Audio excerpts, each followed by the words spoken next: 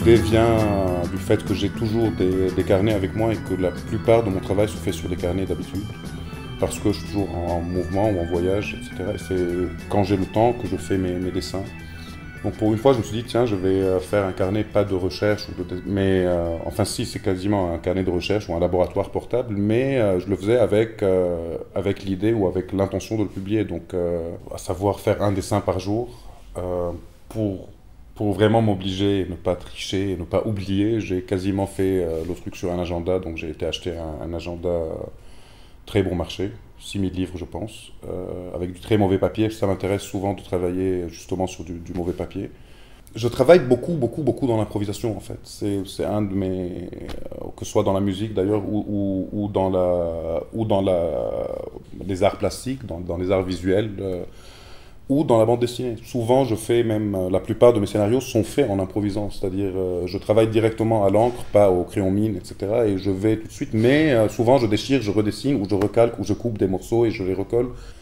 Avec ce livre, c'est un peu... c'est vraiment bizarre, c'est ni de la bande dessinée, c'est ni un carnet de croquis, ni un journal de voyage. C'est un peu tout ça à la fois, un peu plus, un peu moins. C'est narratif parfois c'est vraiment juste plastique. Mais l'idée, c'est de les exposer vraiment tous ensemble, sans cadre, sans rien. Ils sont tous collés, chaque page à l'autre. Et ça fait une sorte de grosse fresque de 16 ou 17 mètres sur 1 mètre et demi.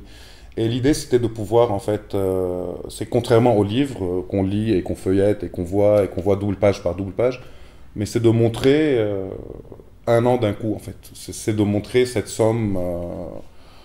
et c'est effectivement beaucoup plus impressionnant que le livre, mais c'est beaucoup moins intéressant au niveau de la lecture, bien sûr, parce que les gens... Enfin, moins intéressant, ça dépend.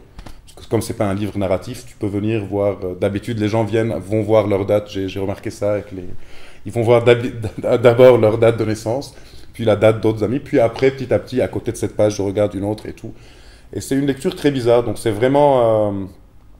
c'est un truc qui appelle la lecture, parce qu'il y a beaucoup de textes dedans, mais il faut aussi le voir comme une œuvre picturale. Et je suis très content que les deux se soient faits...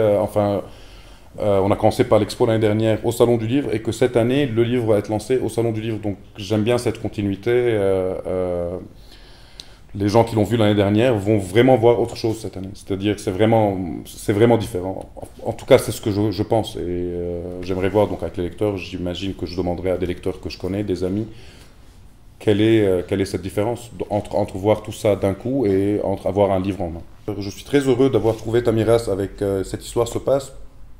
Ça a été dur parce que je suis un type insupportable. Ça a été dur au début pour pouvoir publier ce premier livre, mais depuis le début, on est d'accord, en tout cas moi je leur dis que je ne cherchais pas un éditeur pour ce livre-là, mais un éditeur au Liban. Donc, et je suis très heureux avec Tamiras, et d'ailleurs c'est moi qui les ai approchés parce que je trouve qu'ils font du bon boulot de distribution d'une part, de layout, etc., de suivi.